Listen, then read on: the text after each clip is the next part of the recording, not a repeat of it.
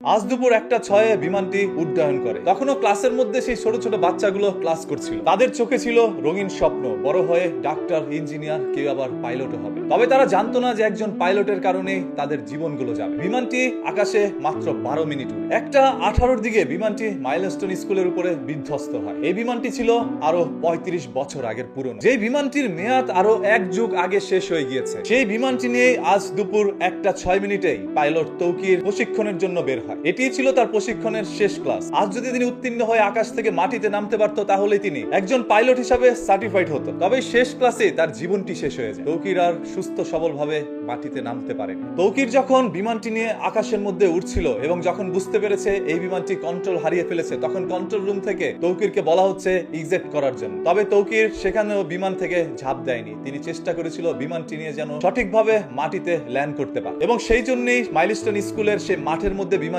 নামাতে নাই। তবে এর আগে বিমানটি মাইলস্টোন স্কুলের ছাদে পড়ে যায়। আর সেই ক্লাসের মধ্যেই ছিল আনুমানিক 100 থেকে 150 জন স্টুডেন্টস। ঘটনাটি ঘটার সাথে সাথে সেখানে প্রাণ হারায় প্রায় 25 জন শিক্ষার্থী এবং আহতের সংখ্যা 200-এরও অধিক। তখনও পাইলট তৌকির জীবিত ছিল। হসপিটাল মধ্যে নিয়ে যাওয়া হয় তাকে উন্নত চিকিৎসার জন্য, আর সেখানেই তার শেষ নিঃশ্বাসটি তিনি ত্যাগ করেন। আজকের এই মুমূর্ষু দৃশ্যগুলো আসলে কখনো ভাষায় প্রকাশ করতে পারবো না। আমি যখন দেখছিলাম সেই ছোট্ট ছোট্ট বাচ্চাগুলো রাস্তার মধ্যে দৌড়াচ্ছে এবং তার শরীর থেকে চামড়াগুলো উঠে যাচ্ছে, তখন সেই দৃশ্যটি দেখার পর কোনো স্বাভাবিক মানুষ আর সুস্থ থাকতে পারবে না। আজকে বাংলাদেশের সাধারণ মানুষ, আইন শৃঙ্খলা বাহিনী, সেই সাথে প্রত্যেকটি রাজনৈতিক মহল থেকে সবাই চলে আসছে তাদেরকে দেখার জন্য। তবে এখানেও কিছু অসুবিধা রয়েছে। একজন রাজনীতির নেতার পিছনে রয়েছে 50 থেকে 100 জন মানুষ। এইভাবে যখন 10-20 জন রাজনীতিবিদরা ওইখানে যাচ্ছে, তখন তাদের পিছনে শত শত মানুষের ভিড়, যেই কারণে উদ্ধার কর্মীরা সঠিকভাবে তাদের কাজটিও করতে পারছে না। এই রাজনীতির হাত থেকে কবে মুক্তি পাবো আমরা? যেখানে ছোট ছোট বাচ্চাদের প্রাণ যাচ্ছে, আর সেইখানে আপনারা গিয়ে মজা নিচ্ছেন, নিজেরা নিজেদের রাজনীতির বিস্তার ঘটাচ্ছেন ওইখানে। এই দেশের ভয়ঙ্কর রাজনীতির হাত থেকে বাঁচতে পারেনি মাইলস্টোন স্কুলের শিক্ষার্থীরা। আসলে আমাদের এই স্বাধীনতার জুলাই কি শুধু